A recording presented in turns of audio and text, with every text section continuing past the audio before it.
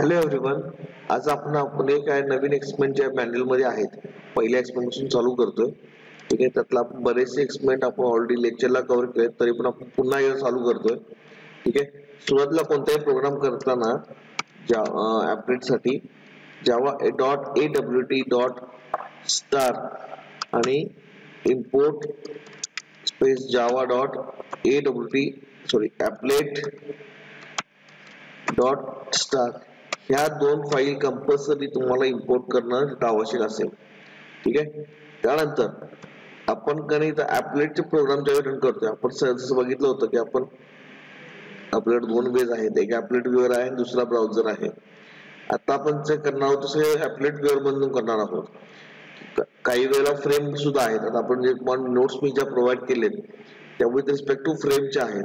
Okay, so तुम्ही practice उद्या पद्धतीने करू शकता. आता आपण इथं विथ रिस्पेक्ट टू ॲपलेट व्ह्यूअर बघायचं आहे.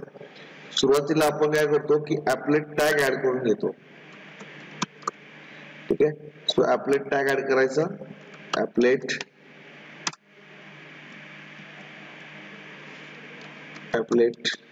ओके, टॅग ऍड करून घ्यायचा. आता इथं काय करायला, कमेंट करायची. मल्टीलाईन कमेंट जी असते ती मल्टीलाईन कमेंट इथं करून घ्यायची. मल्टीलाईन कमेंट करून घ्यायची. त्यानंतर इथं कोड आपण जे आपल्या प्रोग्रामला नाव देणार आहोत तो प्रोग्राम टाकायचा. आता पहिला प्रोग्राम आहे आपला क्रिएट चेकबॉक्स.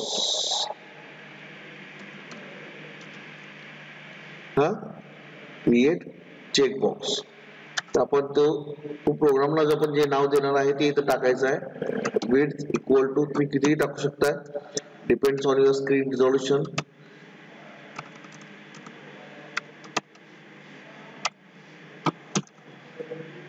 ओके, हा झाला ॲपलेट टॅग बद्दल. आता पुढचा पार्ट जो आहे तो म्हणजे आपल्या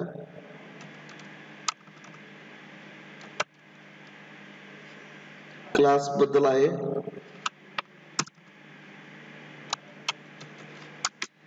क्लास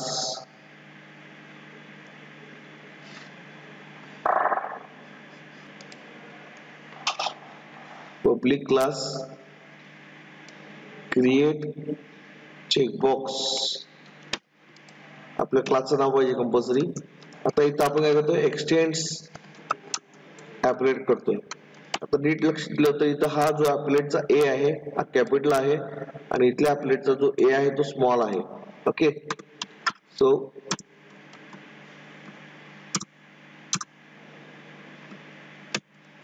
त्यानंतर पब्लिक वाईड इनिट. आता इनिट फंक्शन आपण का वापरतोय, आपल्या सुरुवातीला इनिशियलाइज सगळं इथून होतो.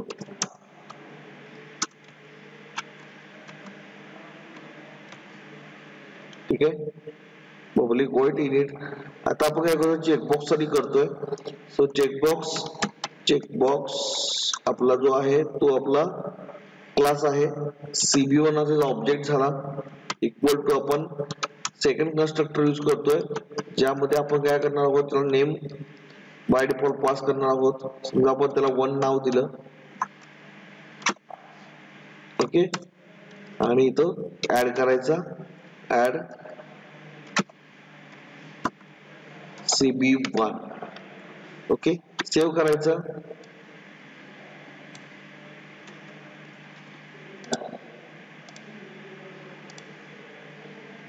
सेव्ह केली फाईल आपण .java. आता इथं कमांड प्रॉम्प्ट ओपन करून घ्यायचा. ठीक आहे, सेव्ह केला आपण प्रोग्राम, सेव्ह झाला. आता काय करायचं, कमांड प्रॉम्प्ट ओपन केली आपण. ठीक आहे, कमांड प्रॉम्प्ट ओपन केल्यानंतर आपल्याला तो परत सुरुवातीला प्रोग्राम एक्झिक्यूट करायचा आहे. जावा सी क्रिएट चेकबॉक्स .java. याच्यामध्ये काय जर एरर्स असतील तर एरर डिस्प्ले होतील. आता इथे एरर आलेलं नाही आहे. आणि इथं बघू शकता आपण, इथं आपली क्लास फाईल ही तयार झालेली आहे. ठीक आहे, आपली क्लास फाईल तयार झाली, काही एरर नाही आहे याच्यामध्ये.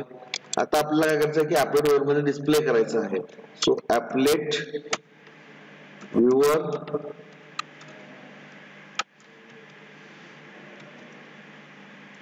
Create checkbox .java. we can't read applet viewer properties, okay, using the defaults. Okay, so applet tag required width attribute. याचा काय होते एरर काय आलाय, width attribute ला एरर आलाय. सो इथं आपलं width स्पेलिंग चुकलं असणार आहे. सेव्ह करायचं आहे. कोणते तुम्ही चेंजेस जावाच्या प्रोग्राम मध्ये करता त्या कंपल्सरी तिथं आपल्याला त्याचं पुन्हा एकदा कंपाईल करायला लागतं.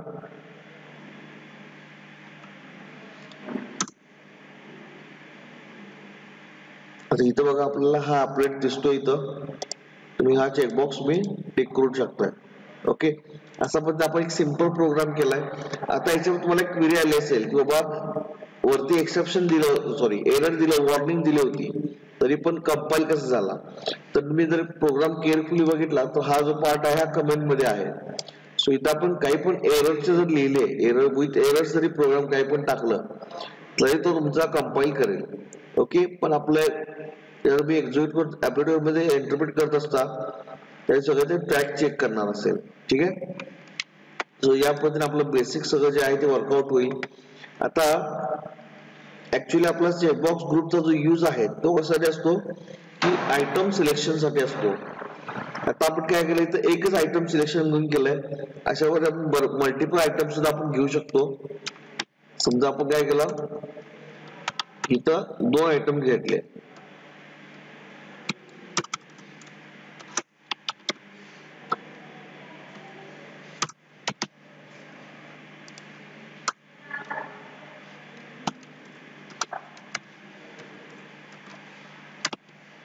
सेव्ह करा,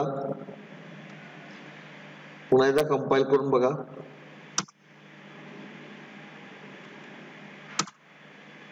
इथं बघा, इथं 1 2 असे दोन्ही सिलेक्शन आले. ठीक आहे, समजा तुम्हाला वाटलं अजून एक वाढवायचं असेल तर वाढवू शकता तुम्ही इथं.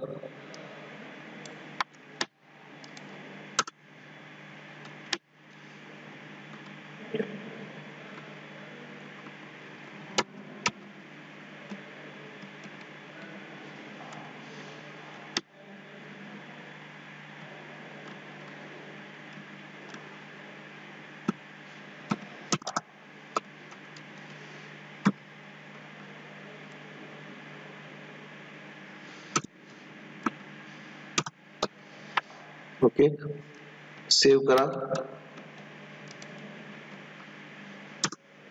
चेंजेस काय पण केले पुन्हा तुम्हाला एकदा रन करावं लागेल.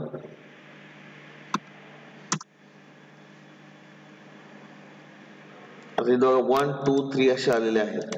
आता याच्यामध्ये प्रॉब्लेम काय आहे, तुम्ही इथं प्रॉब्लेम म्हणण्यापेक्षा इथं आपण इथं सिच्युएशन अशी असेल की तुम्ही इथं मल्टिपल सिलेक्शन ऍट टाइम करू शकता. ठीक आहे, पण अशा काही कंडिशन्स असतात किंवा जिथं सिंगल सिलेक्शन अलाउड असतं त्याला आपण रेडिओ बटन म्हणतो जनरली. तर त्यासाठी आपल्याकडे AWT मध्ये चेकबॉक्स ग्रुपची प्रोव्हिजन आहे, चेकबॉक्स ग्रुप. ओके, सो तो कसं करायचं तो आपण बघायचं. आता काही वेळेला असं सिच्युएशन आहे जसं की जेंडर आहे, यामध्ये आपण मेल किंवा फिमेल दोन्ही एकच सिलेक्ट करतो, दोन्ही करू शकत नाही. अशा केसमध्ये तुम्ही त्याला जाऊ शकता. आता आपण काय करायचंय, 1 बाय 1 ते एकदा बघायचंय. ठीक आहे,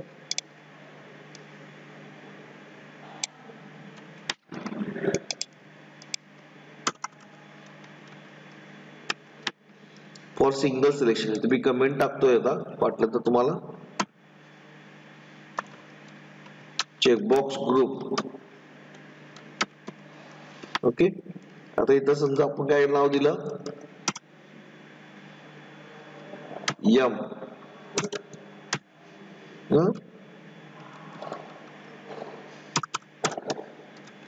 मेल.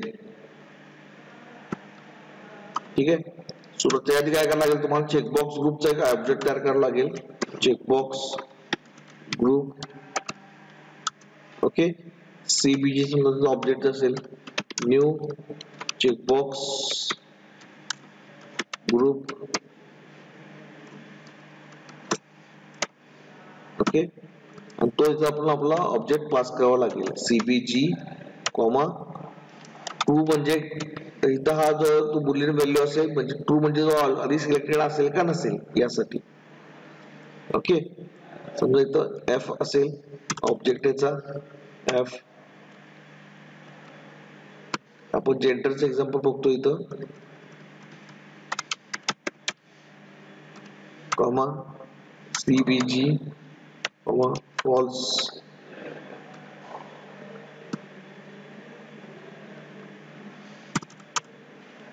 MF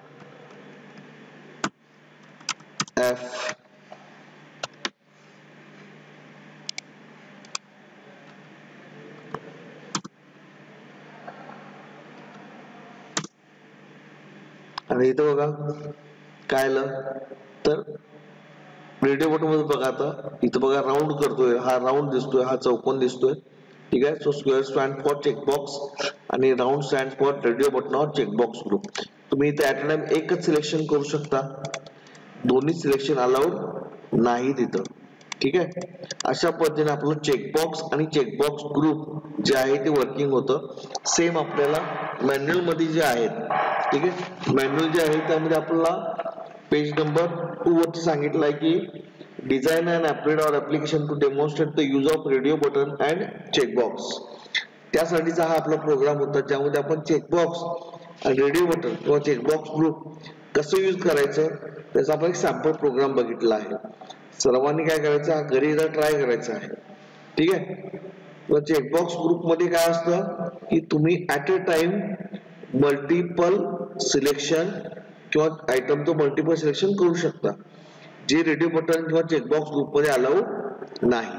फक्त तुम्ही जो यूज करताना तुमचा ऍप्लिकेशन कसं असेल त्या पद्धतीने तुम्ही यूज करू शकताय.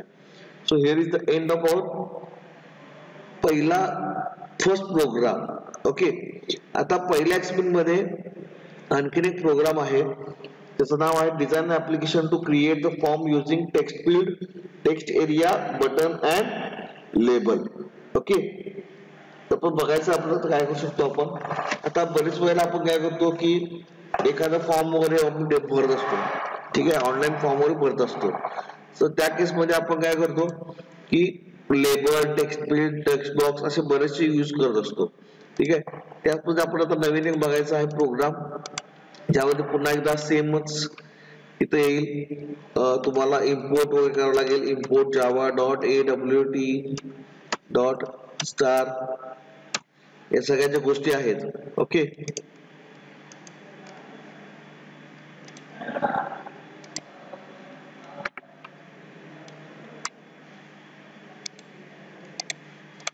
सो आम्ही फर्स्ट पार्ट कॉपी करतोय,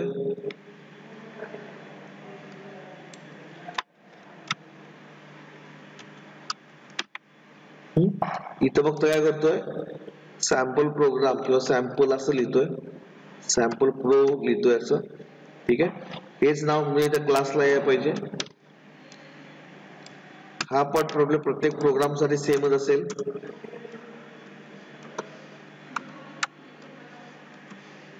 ठीक आहे. आता बघा आपल्याला काय करायचं, तयार लेबल, त्यानंतर टेक्स्ट फील्ड, त्यानंतर टेक्स्ट एरिया, त्यानंतर बटन, अशा पद्धतीने आपल्याला ऍड करायचं आहे. ओके, सो आता सगळ्यांना माहिती आहे आपल्याला की आपला डिफॉल्ट जो लेआउट आहे तो आहे फ्लो लेआउट. सो आपण इथं काय होणार की सुरुवातीला जे प्रोग्राम्स असतील हे सगळे फ्लो लेआउटवर डिपेंडंट असतील. असं सुरुवातीला आपण काय करूया, हे सगळं एकाच ऍपवरती यूज करायचं, त्यासाठी आपण काय करूया, आपला जो सिंपल फॉर्म असतो युजरचा तो तयार करतोय आपण. सो सुरुवातीला लेबल पासून स्टार्ट करतोय, label L1 equal to new label,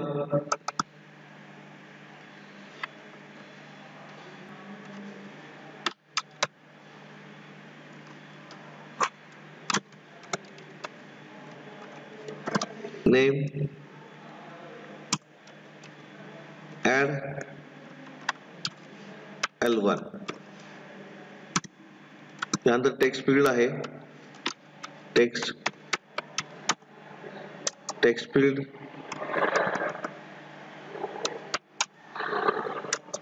T1 equal to new text field, त्यामध्ये आपण समजा ब्लँक ठेवतोय समजा, ठीक आहे. ऍड T1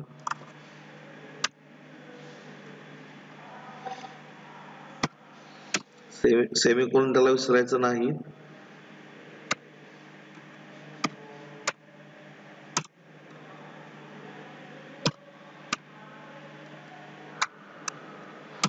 ठीक आहे. पुन्हा एकदा लेबल आपण यूज करतोय, लेबल L2 इक्वल टू, आता आपल्याला काय करायचं आहे की आपल्याला टेक्स्ट एरिया ऍड करायचं, ज्यामध्ये मल्टिपल आपण ऑप्शन्स टाकतोय. सो तिथं आपण प्रोविजन काय टाकू शकतो की तिथं आपण ऍड्रेस समजा इनपुट करायचा, आपल्याला समजा आपल्याला काय करायचं आहे, ऍड्रेस इनपुट करायचा आहे.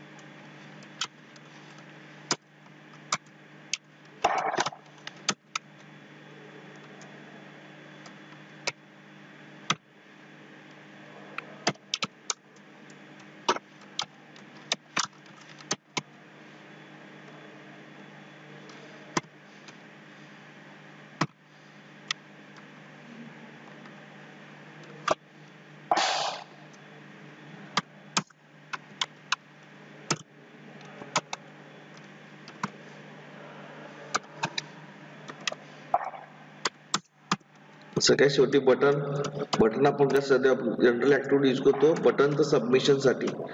ओके, सो त्यासाठी आपण सेम यूज करतो इथं बटन, आणि त्याला नाव देतो सबमिट.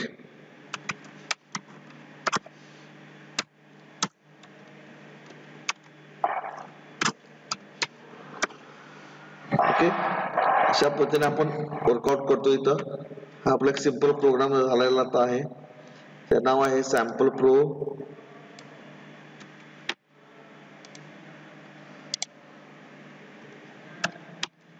.java. आता इथं बघा Java C sample pro .java compile झालेला आहे.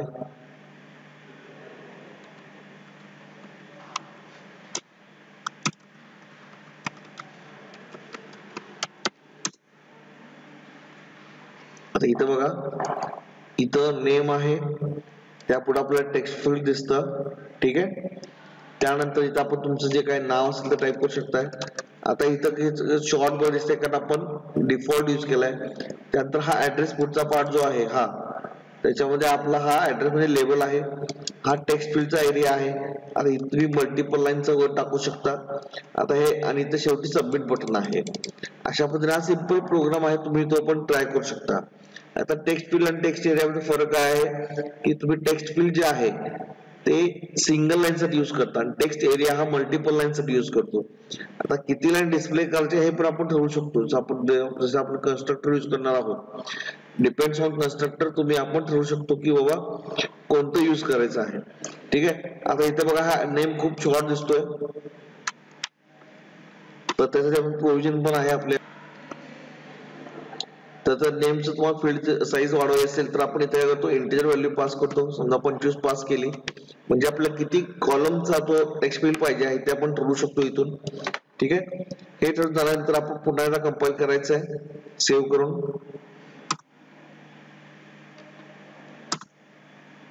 इथं बघा याची लेंथ वाढली आहे नेमची. समजा आता नाव टाकलं गणेश. ठीक आहे, ऍड्रेस समजा इथं टाकली, सबमिट. अशा पद्धतीने आपण सिंपल फॉर्म जनरेट करू शकतो. सो अशा प्रकारे आपला पहिला एक्सपेरिमेंट जो आहे तो संपलेला आहे. आता याच्यामध्ये आपल्याला जी एक्सरसाइज दिलेली आहे, एक्सरसाइज मध्ये काय दिलंय की write a program to display welcome to Java. Okay, using label आहे, म्हणजे आपण जे कन्सोल वरती डिस्प्ले करत होतो त्याचा लेबल वरती डिस्प्ले करता. लेबल मध्ये कसं इथं नेम जसं घेतलाय. ठीक आहे, इथं काय करायचा की इतर लेबल मध्ये नेमच्या ऐवजी वेलकम टू जावा डिस्प्ले करायचं आहे. त्यानंतर multiple develop program to select multiple languages to known the user. Okay, Marathi, Hindi, English, Sanskrit. तर त्यामध्ये आपण काय करायचं आहे की टेक्स्ट चेकबॉक्स घ्यायचा आहे ज्यामध्ये मल्टिपल लँग्वेजेस अलाउड असतील. त्यानंतर write a program to create three buttons. Okay, select and reset option, तर मल्टिपल बटन तयार करा, प्रत्येक बटनला नाव द्या, आणि तुम्ही ते ठेवू शकता. ओके, सो अशा पद्धतीने आपलं पहिला एक्सपेरिमेंट संपलेला आहे. सो घरी सगळ्यांनी कंपल्सरी ट्राय करायचं आहे. थँक्यू.